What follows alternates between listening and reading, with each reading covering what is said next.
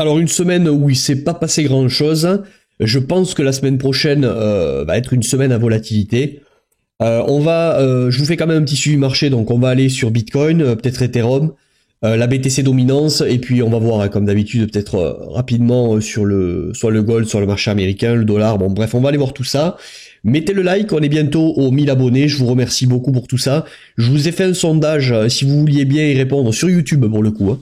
Si vous vouliez bien y répondre, ça serait sympa. Voir ce que vous aimez sur la chaîne, et si vous pouvez développer en commentaire du sondage, ben ça me permettra de encore mieux affiner, répondre à ce que vous aimez, peaufiner peaufiner la qualité du contenu, ok? Alors on commence avec le Bitcoin rapidement, je vais pas vous refaire tout depuis la semaine dernière, d'accord? On était dans cette box ici en weekly, donc la tendance est haussière weekly, de fond, pas de souci depuis l'affaire FTX. On était dans cette box dorée où je vous disais, étonnant qu'on prenne pas ces bottoms, bon ça a été chose faite la semaine dernière, et on a entre guillemets sauver la clôture, puisqu'on a clôturé au-dessus de ce niveau, le trait rouge, d'accord? On n'a pas clôturé au-dessus de ce niveau-là. Bon, dans tous les cas, on est coincé dans un range. Quel range?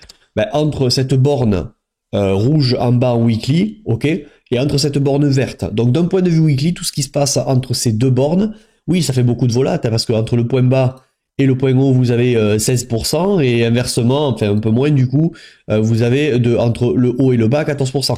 Bon, c'est un grand range weekly, mais d'un point de vue investisseur, je vois pas pourquoi votre humeur et votre état changent. Si on est ici ou si on est ici, d'un point de vue weekly, vous devez pas avoir des émotions qui font du ping-pong. Si c'est le cas, encore une fois, je vous le dis, vous avez un souci dans la gestion des émotions. C'est pas normal que vous ayez des émotions qui changent sur une variation de plus ou moins 14-15% sur le BTC, alors que vous êtes un investisseur. Ou même si vous êtes un investisseur de cycle, c'est-à-dire ce que j'appelle moi un swing investisseur, d'accord?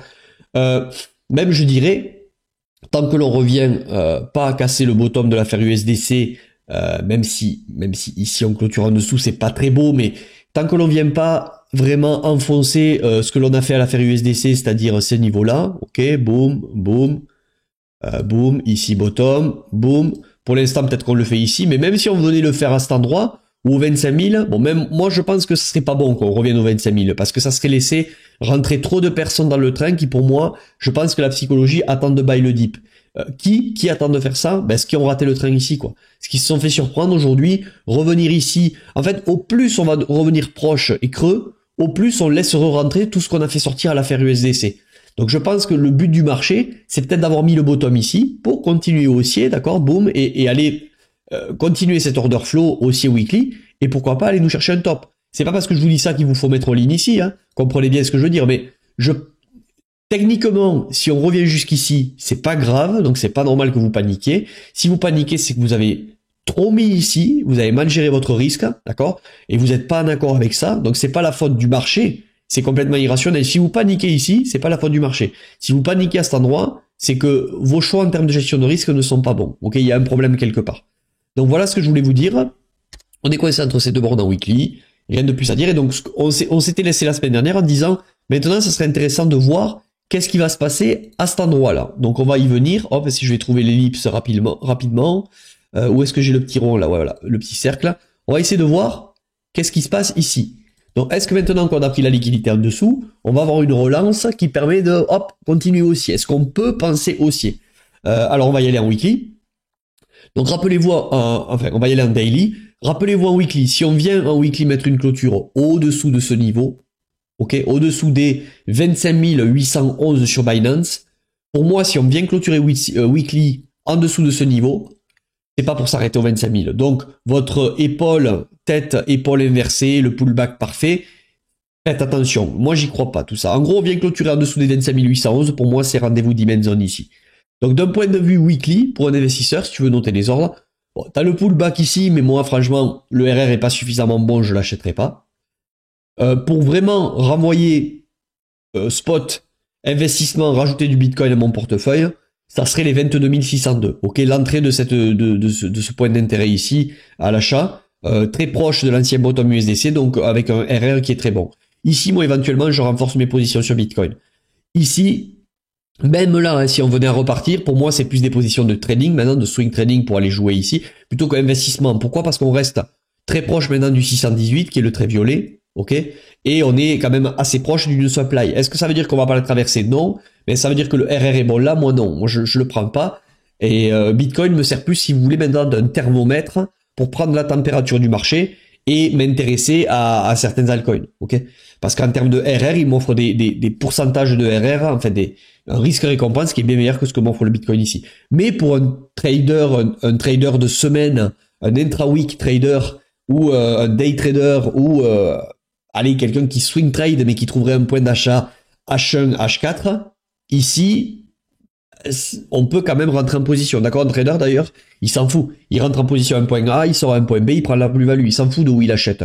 L'objectif, c'est de faire une plus-value A, B et on sort. Ok. L'investissement, c'est différent. Donc, on va aller voir ici, nous, en termes d'investisseurs, ce qui nous intéresse, c'est de savoir est-ce que le Bitcoin pourrait continuer à la hausse. Donc, on va y aller. Donc, en daily, depuis qu'on a cassé, donc du coup, cette zone-là, ce range doré, qu'est-ce qui se passe? On a eu une première relance, d'accord, intéressant.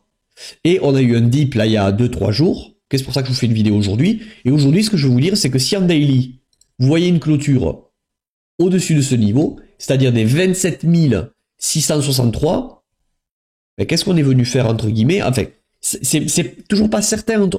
Il y a aucune certitude. Mais par contre, vous pouvez jouer un RR. Enfin, vous pouvez arbitrer votre risque. Moi, si je vois que potentiellement ici on vient clôturer au-dessus, c'est-à-dire qu'on vient mettre une bougie comme ça, hop, je vais essayer de vous faire un truc, voilà, une petite bougie blanche. Comment je peux vous la faire? Tac. Voilà, ici je vous mets l'opacité à fond.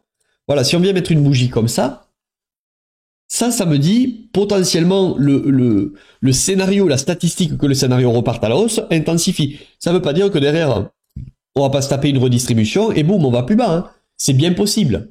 Mais il y a un risque à encadrer ici. Moi, en tout cas, je suis beaucoup plus optimiste quand je vois qu'à la cassure d'un range, on vient casser et juste après, boum, boum, boum, boum, inverser d'eau sous la cassure. Pour moi, ça veut dire que toutes ces stop-loss là qui sont, je le rappelle, des ventes, hein, un swing trader qui achète ici, qui met son stop en dessous, est un vendeur. Plus la vente panique des gens qui paniquent au breakout en disant j'ai racheté du Bitcoin plus bas. Quand on voit que le marché retourne après un move comme ça veut dire que la supply, l'offre, a été absorbée ici. Un peu comme à l'affaire FTX. On avait cassé, si vous voulez, le range à cet endroit. Ok, en dessous, on traîne, on crée de la liquidité, ça stagne et on retourne le marché. Donc, on pourrait avoir le même type de move. On avait eu ce move-là ici, mais là, on l'observerait mieux en H4. Donc, je clôture sur ça comme disent pas, ouais, mais t'avais dit du coup que c'était ok, tout ça. Tout est possible. Je vous dis juste que si par exemple ici, le scénario c'était 50-50 qu'on parte là, en voyant haut, enfin bas plus haut et haut, ben, en gros, qu'il y a un retournement comme ça, cassure, boum. En voyant quelque chose comme ça, on intensifie le scénario que, ah, peut-être qu'on repart à la hausse. Et pourquoi ce scénario est largement plausible? Eh bien, parce qu'en weekly, on est en tendance haussière, tout simplement. Et tant qu'on est en tendance haussière en weekly, l'objectif premier du marché, c'est d'aller plus haut. Ok? Et je trouve, et c'est ce que je vous dis depuis un moment, que ce point ici serait, pour moi, le point parfait. Pourquoi? Parce que il ne satisfait ni ceux qui attendaient le pullback, ni ceux qui voulaient se positionner ici. Donc on est venu faire assez pour sortir les swing traders ici. D'ailleurs, il y a eu beaucoup de stops déclenchés ici, de liquidation. Hein.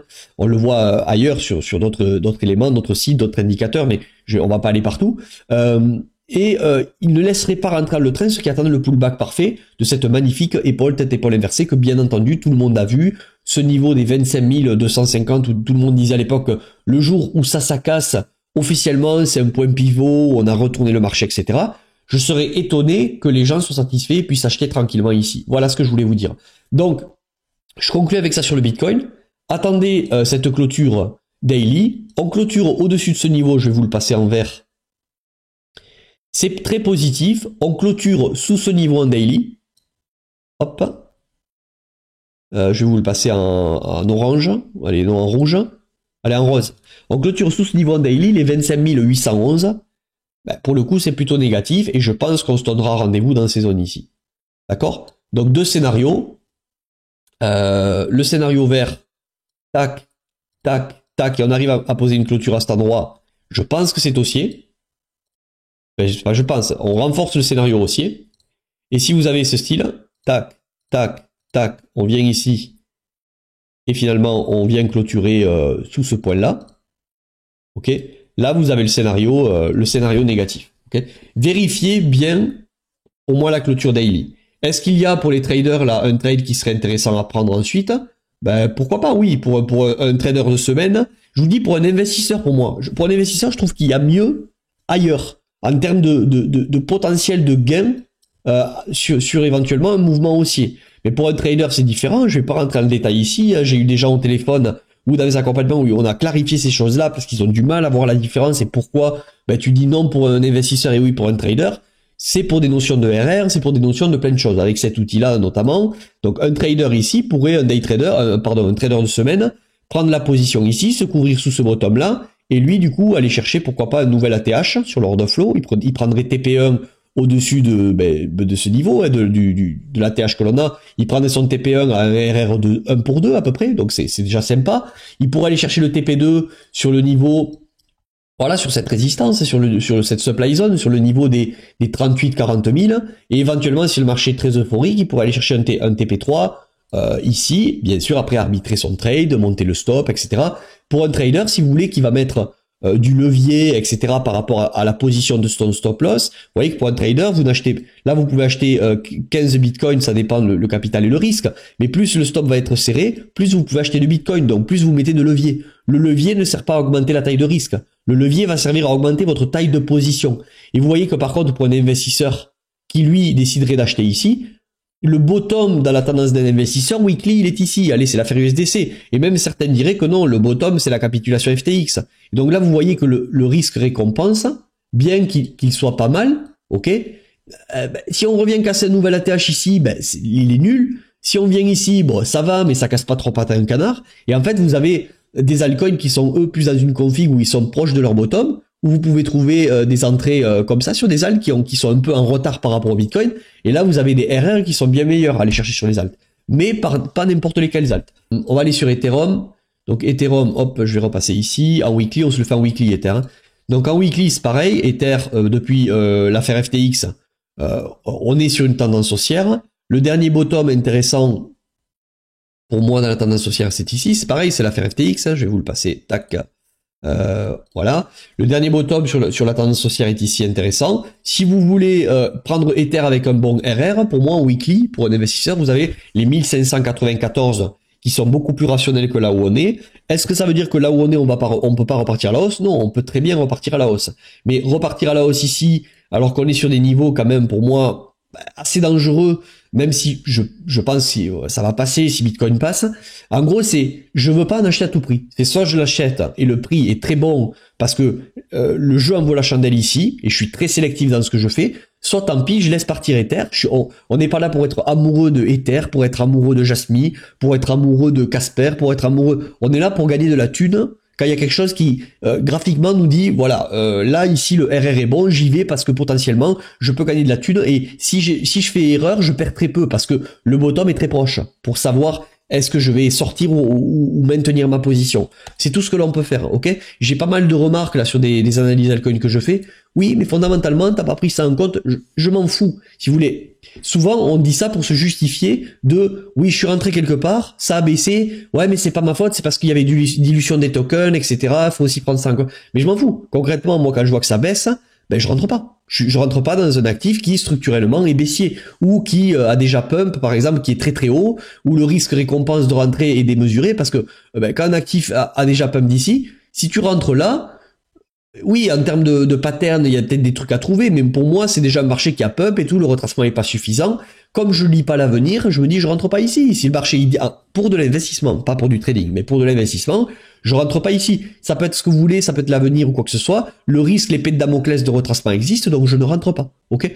Donc, et après, si ça baisse, il faudra pas me dire, oui, mais c'est parce qu'il y a eu guerre Russie-Ukraine, l'inflation, bon, ok, certes, mais le fait de le savoir ou de pas le savoir, t'as perdu ta thune, dans tous les cas. Donc, j'arrive pas à comprendre ça. En fait, moi, quand je vois un graphique, même si le coin est bon et que le graphique est baissier, oui, il y a certainement une explication. Mais l'explication, en fait, elle m'avance à quoi de plus? À rien. Le fait est que soit j'ai perdu mon argent, soit je n'y rentre pas. Et au bout d'un moment, quand il va devenir haussier, vous verrez que ça sera souvent le cas, quand un actif se retourne haussier, mais inversement, les mêmes qui vous disaient ouais il faut y rentrer, c'est l'avenir, tout ça, ben, ils vont vous dire ouais mais là attention, la macro elle est dégueulasse, et si Powell il annonce une réhausse des taux, ou si je sais pas moi une crise économique mondiale et tout ça, ouais du coup, et vous voyez, et du coup en termes de psychologie t'es toujours à l'envers. Donc Ether ici pour l'instant c'est haussier, donc ce prix ou rien pour moi minimum. Pareil, hein, donc la semaine on a cassé ce niveau, mais c'est moins franc sur Ether. Hein. On est venu prendre le niveau en dessous, on a clôturé. Pour moi, Ether, c'est vraiment toujours haussier. En daily, on va aller voir en daily. À quoi on pourrait s'attendre pour penser haussier ou baissier? Ben, c'est pareil, vous voyez, on est venu prendre ici. Ok, et derrière Ether, ben, soit on aimerait voir une clôture maintenant en dessous et c'est baissier, on se donnera rendez-vous ici. En dessous des 1740 ou en dessus des 1846,70, pardon. J'ai mis dump, il faut que je mette pump, excusez-moi. Je reprends ici, tac, et là on va mettre pump. Voilà, une clôture au-dessus des 1846,70, et je pense que l'objectif pourrait être de continuer cette tendance haussière et d'aller faire un nouveau plus haut sur Ether. La période HBTC, très rapidement, est-ce qu'il y a quelque chose à dire? Bon, ben on est dans une contraction, toujours pareil, regardez ce que je vous disais lundi dernier, il n'y a rien qui a changé au final. On attend de voir si on prend ces equal low, ou on attend de voir si on casse ces trendlines et si on passe haussier. Si Ether BTC commence à casser bullish ici, ça serait très encourageant pour les altcoins. Au passage, la BTC dominance, elle est toujours sur résistance, on est en train de faiblir. Une clôture en weekly sous les 46,77 serait très positif. Une clôture en weekly, au-dessus des 48,79 ou 48,91 là. En gros, si vous avez ce scénario-là, boum, de la BTC dominance, ben, c'est pas dans les altcoins qu'il faudrait être. Si vous avez ce scénario-là, boum, ben, s'intéresser aux altcoins ne sera pas idiot, d'accord? Donc voilà pour la BTC dominante. En tout cas, est-ce que c'est maintenant qu'il faut se poser la question de oui, mais est-ce que il y a que BTC qui bouge? Il y a un risque de chute. Si ça chute, mes alts ils vont morfler. Et si par contre ça BTC monte, mes alts ils vont morfler aussi. Ne vous posez pas la question maintenant de revenir en BTC. Revenir en BTC, c'était ici qu'il fallait se la poser. Quand la BTC dominante, c'était sur des bottoms. Quand la BTC dominante, c'était potentiellement sur des supports. On avait eu le gros signal ici. J'en avais parlé à certains avec qui on travaille ensemble, que ici, ben, ils avaient des altcoins qu'ils avaient holdé depuis tout le bear market, ok. Mais je leur disais voilà, les altcoins ne les vendent pas en USDT parce que ça va être encaissé une perte et c'est dommage maintenant d'avoir holdé tout un bear et de vendre, mais au moins vend en BTC. Alors c'est eux qui ont pris la décision bien entendu et bravo à eux. Mais le fait est que là la BTC dominance se retournait, hein, c'était au niveau de janvier 2023. Je leur ai dit bon, la BTC dominante se retourne, potentiellement BTC pourrait revenir fort. Alors revenir fort pourquoi? Parce que un gros dip du marché, mais dans tous les cas t'as plus envie de rester dans les coins, ou un gros pump du marché, mais l'idée par BTC.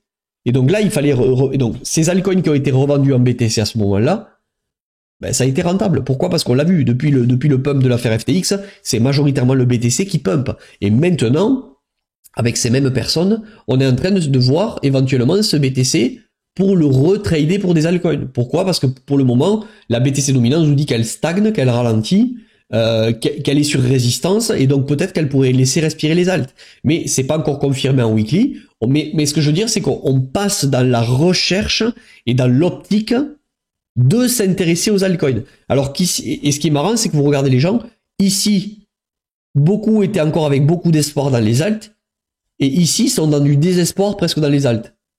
Donc cherchez l'erreur, c'est-à-dire que sur résistance, on veut plus des altcoins, sur résistance de la BTC dominance, et sur support de la BTC dominance, vous avez des gens qui hold leur position en altcoin parce qu'ils acceptent pas la perte sur le bear market, ou qui commencent trop tôt à s'intéresser aux alts, ok? Donc voilà ce que je voulais vous dire, on va pas aller sur le marché américain dollar, il n'y a rien qui a vraiment changé, je vous faisais juste un petit point de fin de semaine. Je vous souhaite un bon week-end, merci encore à tous pour le suivi, merci, je pense vraiment à vous, les premiers qui m'ont suivi dès le début, c'est le petit moment nostalgique, effectivement, on est bientôt 1000, ça aura pris du temps, mais c'est le bear market, et je suis pas, vous le savez, je suis pas quelqu'un des réseaux, j'aime pas vous parler quand il y a pas grand chose à dire, hein. Ça a été délicat de trouver ce juste équilibre entre, je crée quand même assez de contenu parce qu'il faut bien quand même faire monter la chaîne, et fais pas trop de vidéos non plus parce que ça sert à rien d'entretenir les gens dans un stress quotidien. Et oui, le Bitcoin est monté. Oui, on est investisseur. Il faut savoir prendre du recul. Il faut savoir faire des points marché. de temps en temps quand il y a vraiment besoin de le faire. J'espère que les petites vidéos altcoins que je vous ai fait entre temps, même si je vous dis qu'il y a des fois, c'est pas parce que je vous dis que des fois il faut pas s'intéresser aux altcoins qu'on peut pas faire des analyses, d'accord? Et je vous dis souvent que avant d'acheter un altcoin, allez voir sa force relative contre BTC. Parce qu'autre chose, la BTC dominance peut être basse, mais même ici, il y avait des alts qui sortaient quand même du lot. Il y avait des alts qui tiraient leur épingle du jeu. Et comment on les repère, ces altcoins? Mais c'est en allant comparer au picking, au cas par cas, alt contre BTC. On peut très bien avoir une BTC dominance forte, pardon, et avoir des altcoins qui sont quand même encore plus forts. Et il y en a dans le lot, ok? Et c'est ça que nous, on va rechercher avec les gens que j'accompagne, ok? Voilà, je vous souhaite un bon dimanche, une bonne fin de week-end. Merci vraiment pour tout, et je vous dis à la semaine prochaine. Je pense que mercredi, on fera le live ce coup-ci. Répondez au sondage, s'il vous plaît, que je vous ai fait. Mettez en commentaire vraiment pour participer à l'optimisation de la chaîne et du contenu. Voilà. C'était Benjamin. Bonne fin de dimanche, bon week-end, bon courage pour lundi, et à plus. Ciao!